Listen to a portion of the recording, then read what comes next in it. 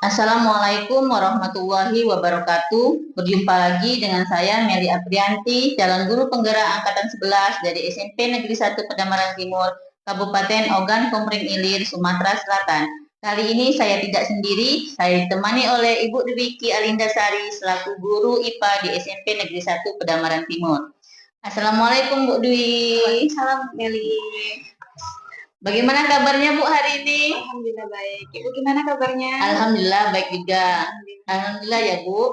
Hari ini kita akan mengadakan percakapan praobservasi ya Bu.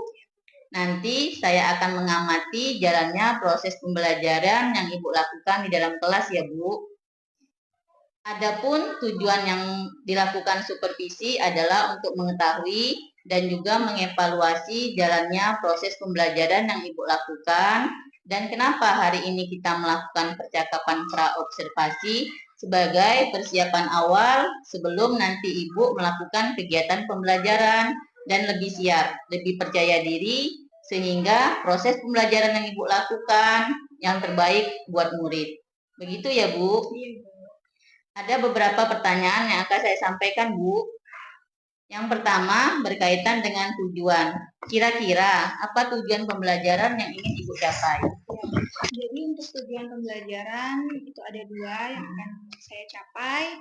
Yang pertama, melalui kegiatan praktikum, peserta didik itu diharapkan mampu dapat menganalisis zat-zat pada bahan makanan secara kualitatif dengan benar. Jadi nanti disediakan bahan-bahannya, mereka mencari tahu apakah itu termasuk karbohidrat, protein, ataupun vitamin. Kemudian tujuan yang kedua, melalui kegiatan praktikum ataupun diskusi dan mengkaji literatur tentunya, peserta didik itu diharapkan mampu dapat mengetahui jenis-jenis bahan makanan yang mengandung nutrisi dengan benar. Jadi ada dua tujuannya Bu dalam pembelajaran yang saya lakukan. Baiklah, ada dua tujuan pembelajaran yang ingin Ibu capai ya Bu. Nah, bagaimana dengan area pengembangan yang ingin Ibu capai atau ingin Ibu lakukan secepatnya? Ya, jadi setelah melakukan praktikum itu, saya berharap bahwa peserta didik itu bisa menganalisis bahan makanan tersebut ya.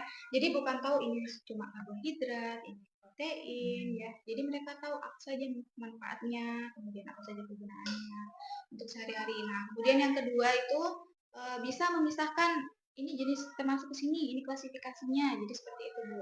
Oh iya. Iya. Baik. Jadi area pengembang yang ingin Ibu capai, siswa paham akan karbohidrat ya Bu ya, dan pembagiannya.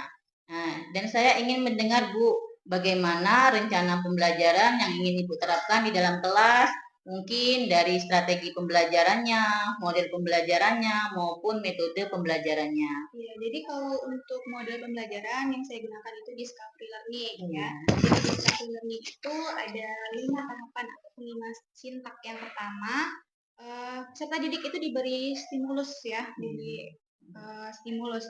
Nah, kemudian yang pertama yang dilakukan oleh guru yaitu saya menstimulus peserta didik mengamati saya ketika praktikum. Jadi pertama mereka itu belum praktikum Bu, saya dulu praktikum. Nah saya uji karbohidrat, ada beberapa bahan makanan yang saya lakukan, kemudian masuk ke tahap yang kedua, identifikasi masalah.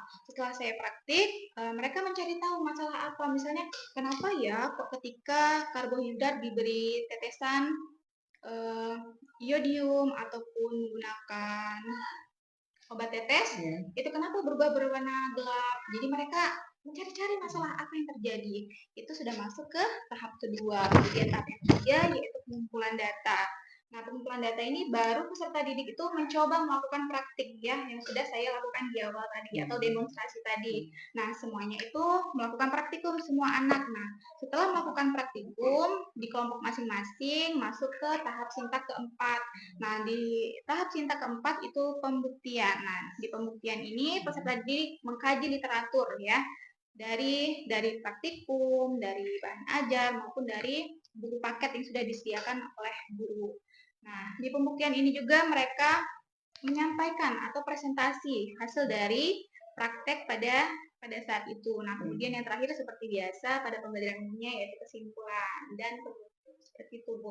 Itu untuk model pembelajarannya. Nah, kemudian di sini juga saya gunakan diferensiasi produk di akhir ya. Jadi anak-anak saya bebaskan untuk meringkas materi pada hari itu, mau membuat laporan boleh, mau buat mind mapping, kemudian ada juga infografis, di situ saya bebaskan anak-anaknya. Dan tidak lupa juga kompetensi PSE saya sebutkan pada pembelajaran pada praktikum tersebut. Baik Bu ya, jadi rencana yang Ibu terapkan menggunakan model pembelajaran Discovery Bu ya. Ya. Ibu juga akan menerapkan menggunakan strategi pembelajaran berdiferensiasi ya Bu ya, dengan diintegrasikan dengan pembelajaran sosial emosional dan juga dengan metode diskusi juga kan? Ya. Kemudian penugasan dan tanya jawab Bu ya. Dan bagaimana dengan media pembelajaran yang akan Ibu terapkan di dalam kelas? Nah, kalau media pembelajaran itu yang saya gunakan tentunya alat dan bahan praktek ya, itu sudah saya siapkan di awal. Kemudian ada segi proyektor, PowerPoint, kemudian ada di depan itu seperti pertanyaan pemantik. Jadi saya bantu untuk anak-anak mengidentifikasi masalah. Jadi seperti itu. Ada juga bahan ajar. Ibu, kira-kira kapan nih Ibu akan melakukan pembelajaran tersebut dan hari apa, di kelas berapa, dan juga jam keberapa? Ya, baik Bu. Jadi untuk pembelajaran ini akan saya lakukan di kelas 81, yaitu pada hari Senin 30 September 2024, yaitu jam ke-9.10 atau jam terakhir Bu. Jadi hari Senin besok ya Bu ya, kelas 81 jam ke-9.10 ya. Saya akan datang ke kelas Ibu. Saya akan melakukan supervisi kelas, saya akan melihat dan juga mencatat hal-hal apa saja yang terjadi di dalam kelas ya Bu. Nah, nanti setelah Ibu melakukan kegiatan observasi atau pembelajaran di dalam kelas, kita akan mengadakan percakapan yang terakhir ya Bu. Percakapan pasca observasi yang nanti akan didampingi juga oleh pengajar praktik ya Bu. Sebelum kita akhiri, apa yang Ibu dapatkan dari hasil percakapan kita hari ini Bu? Oke, jadi untuk hasil percakapan kita pada hari ini yaitu persiapan sebelum ajar, tentunya model, metode, alat dan bahan, serta media yang akan digunakan pada saat observasi nanti Bu. Baik Bu, terima kasih atas waktunya dan sudah bersedia berbincang-bincang dengan saya di percakapan praobservasi. Sampai bertemu di kegiatan observasi kelas hari Senin ya Bu. Demikian percakapan kita hari ini. Sampai bertemu di kegiatan observasi kelas dan kegiatan pasca observasi. Wassalamualaikum warahmatullahi wabarakatuh. Terima kasih Bu. Sama-sama. Assalamualaikum warahmatullahi wabarakatuh. Waalaikumsalam warahmatullahi wabarakatuh. Selamat siang semuanya. Siang. Masih semangat untuk belajar? Oke, baiklah, sebelum kita belajar pada hari ini, ada baiknya kita berdoa dulu. Silakan ketua kelasnya untuk memimpin doa. Siap. Berdoa mulai.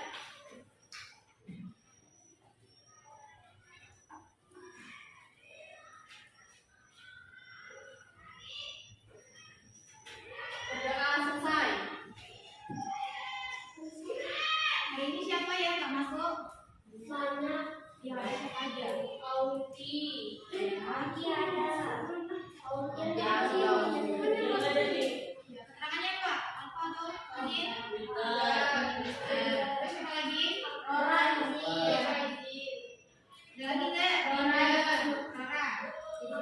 Savitri, Bu. Semuanya hadir ya. Kasan, Bu. Kausan. Nggak usah. Izin Bu. Nanti temennya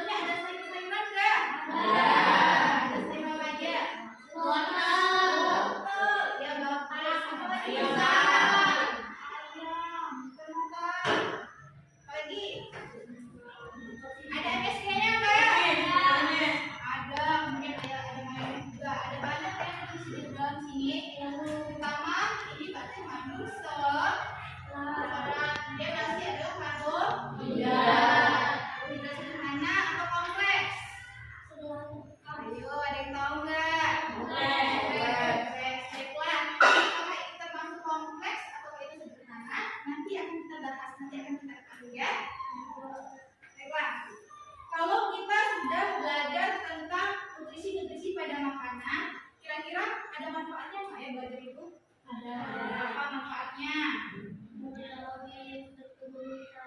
Iya, mengetahui makanan yang bagi putri. Bagus, Rizky. Ada lagi yang tahu? Ibu tambahin ya. Kalian bisa mengetahui jenis-jenis karbohidrat. Jadi kalau makan karbo berarti kenyang nggak? Kenyang. Ya. Bisa tahu protein juga. Ya. Lalu apa yang terjadi kalau kita tidak makan? Lapar, betul. Apalagi selain lapar? Sakit perut, Bu. Sakit perut. Nggak ada energi. Nggak ada energi. Makanya harus makan. Ya. Nah, maka dari itu di sini kita akan membahas tentang nutrisi pada makanan. Kita akan uji makanan-makanan itu apa saja yang mengandung karbohidrat, lemak, dan vitamin secara kualitatif. Ada yang tahu nggak apa itu kualitatif? Kualitatif adalah dengan cara mendeskripsikan. Misalnya nanti kita praktek, kita dapat, oh iya ternyata nasi itu karbo. Itu sama dengan deskriptif atau kualitatif. Paham? Oke, kita lanjut. Kita belajar itu pasti ada tujuannya. Di sini tujuannya ada dua. Melalui kegiatan praktek, peserta didik mampu menganalisis data pada bahan makanan. Yang kedua, mengetahui jenis-jenis bahan makanan yang mengandung nutrisi dengan benar. Oke, jadi ada dua ya tujuan kita belajar pada hari ini. Nah, sekarang kalian sudah duduk berkelompok sesuai dengan keinginan kalian ya. Kelompok sebelah sana hanya 2 orang karena ada beberapa anak yang tidak masuk. Ada yang izin, kemudian ada yang obat juga tadi. Nah, di sini kita akan demonstrasikan dulu bagaimana menguji makanan. Ya, semuanya perhatikan. Halo. Hai. Ada yang tahu ini kata siapa? Atas HP. Yang kertas ini digunakan untuk uji lemak. Ya. Kalau uji karbohidrat kita pakai flat test. Di sini ada flat test, kemudian ada sendok, ada dengarnya, kemudian ada wortel dan alu. Oke, kita berdiri ya.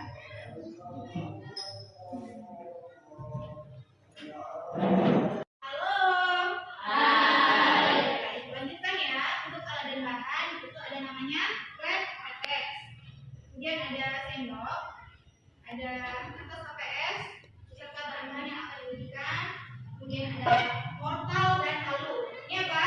Wortel. Ini alu. Ini apa?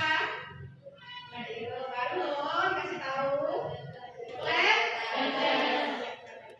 Ini akan digunakan untuk uji karbohidrat ya. Ini untuk uji lemak. Ya, bagus. Paham ya? Kemudian di sini ada beker gelas. Ini namanya glikol ya. Ini digunakan untuk menguji bahan-bahan yang akan kita gunakan. Oke, untuk uji karbohidrat, hal yang pertama dilakukan adalah ambil semua bahannya satu-satu. Semua bahan diuji ya. Kemudian masukkan ke dalam wortel dan alu, dihaluskan. Ini yang kalian nanti haluskannya sampai benar-benar halus.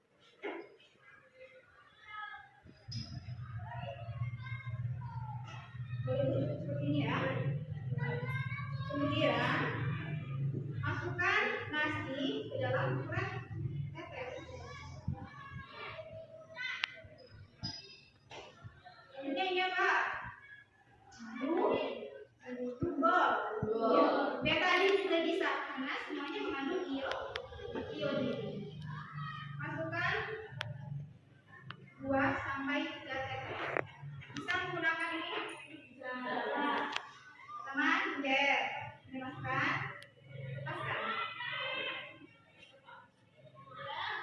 2 tetes. Boleh? 3 tetes juga boleh.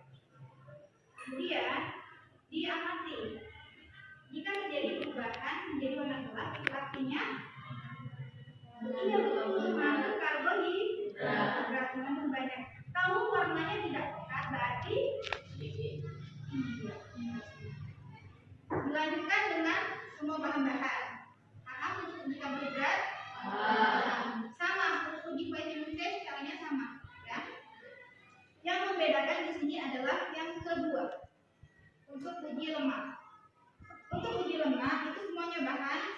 bawahnya dihaluskan.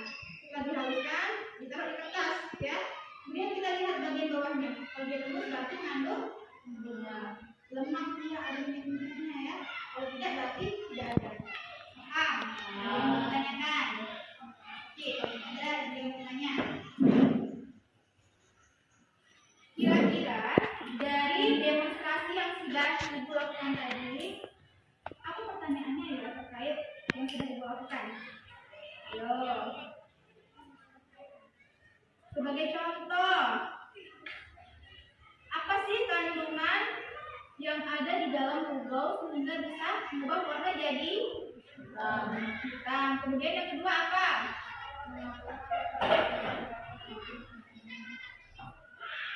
Iya, betul. Mengapa larutan tersebut berubah warna? Ya, terima kasih ya untuk yang sudah mengajukan pertanyaan.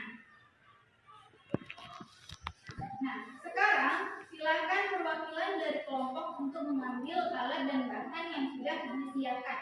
Perwakilan saja. Berdua boleh? Berdua juga boleh? Nomor satu. Baiklah, semuanya perhatikan dulu. Di meja sudah Ibu bagikan LKPD. Bagian semua enggak? Bagian. Kelompok sudah dapat ya. Nah, di sini Ibu akan menjelaskan mekanisme pengerjaan LKPD-nya. Di bagian pertama itu ada kelompok ya. Kemudian nama-namanya. Silakan ditulis. Sudah belum? Sudah. Kemudian ada CP dan petunjuk belajar. Di situ juga ada beberapa dasar teori terkait pembelajaran ini, yaitu nutrisi pada makanan. Untuk langkah kerja, di situ sudah dipersiapkan langkah-langkahnya. Silakan kalian baca. Kalau ada yang tidak paham, bisa ditanyakan ke ibu ya. Nah, bagian B ada data hasil pengamatan nggak? Ada nggak tabel-tabel? Ya, tabel ada ya. Nah, kita semuanya yang tabel. Di situ ada bahan berarti diisi bahan-bahan yang ada, misalnya nasi. Kemudian perubahan warna, ada nggak perubahannya? Misalnya gelap atau bukan. Kemudian keterangan. Di sini pekat misalnya. Kalau tidak pekat berarti ditulis tidak pekat. Nah, itu sebagai contoh. Keterangan. Uji kebun hijau. Sampai di bagian data hasil pengamatan semuanya paham? Paham. Ya, berlanjut sampai bawah. Misalnya putih telur, kuning telur. Putih telur dan kuning telurnya dipisahkan ya, karena pasti dua bahan itu berbeda. Ada yang kandungannya banyak, ada yang tidak. Jangan lupa di bagian belakang lembar selanjutnya itu ada soal. 4 soal, silakan dikerjakan beserta kesimpulannya. Silakan mulai.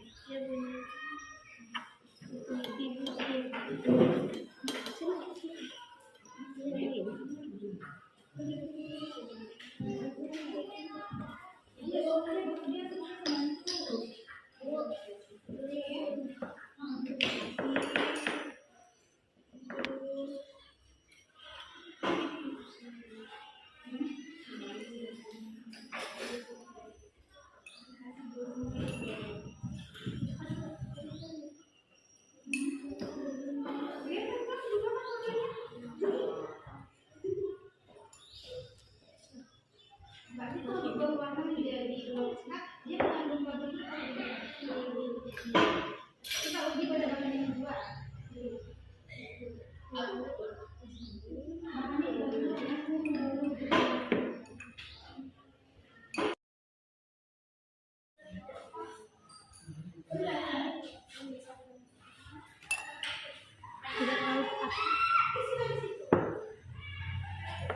Ada ya bantuan.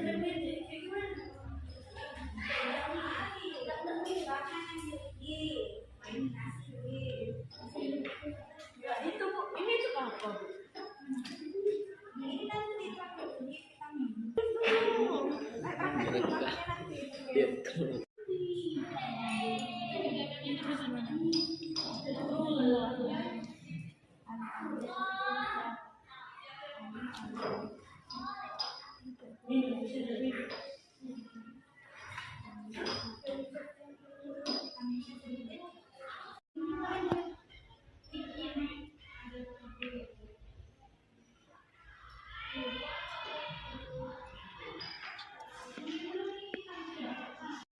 Perhatikan ya, ketika vitamin C dimasukkan ke dalam bubol, ya, atau dikasih bubol, itu seharusnya berubah warna menjadi apa? Ungu, menjadi putih atau bening, maka dia akan mengandung vitamin C. Kenapa dia tidak berubah? Ada yang bisa tahu nggak? Kurang banyak apanya? Iya betul, kurang banyak vitamin C. Kalau mau bagus itu pakai apa yang banyak vitamin C? Jeruk boleh. Rizky, perhatikan. Kemudian apa lagi selain jeruk? Lemon. Mesti mau tahu nggak? Yang botolan. Nah, itu juga bagus ya. Berarti alelem mengandung sedikit vitamin C. Nah, sudah selesai semuanya? Sudah. Lagi ke NKRD. Kita masuk ke dalam tahap presentasi. Siapa yang mau maju duluan? Ayo presentasi.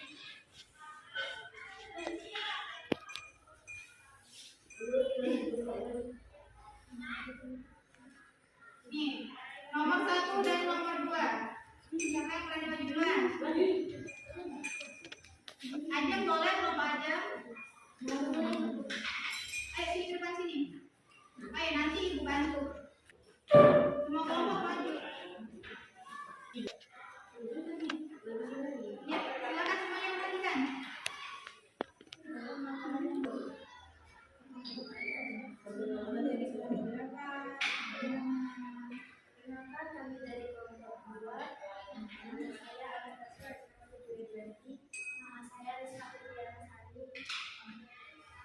Ya, kami presentasikan.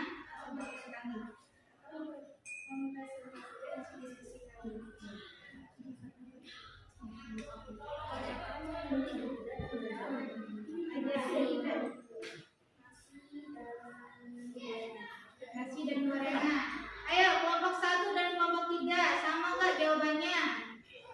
Makanan yang mengandung karbohidrat. Nasi dan gorengan.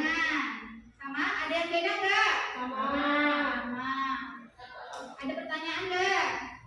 Nggak ada yang bertanya. Kenapa ya gorengan mengandung karbohidrat? Ada apa sih dalam gorengan itu?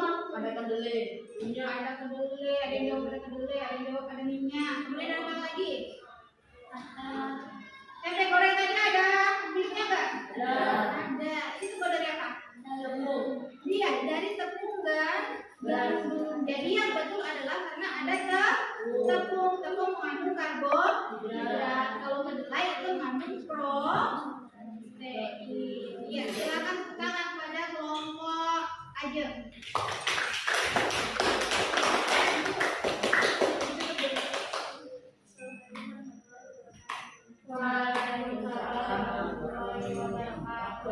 Kelompok 3. Analisislah mengapa terjadi perubahan warna ketika betadin ditambahkan tablet vitamin C atau ale-ale. Nah, kenapa? Kita nggak pakai betadin ya, kita pakainya bubol. Kelompok mana yang maju? Ya, jangan boleh. Kelompok semuanya maju ke depan.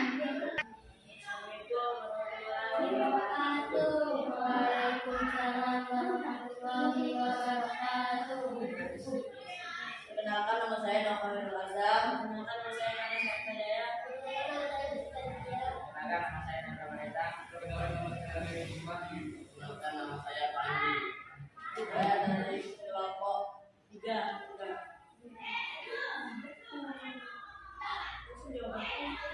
Ternyata yang dapat mengubah warna pada larutan betadin glucol adalah vitamin C. Dalam vitamin C terdapat senyawa yang disebut asam ascorbat.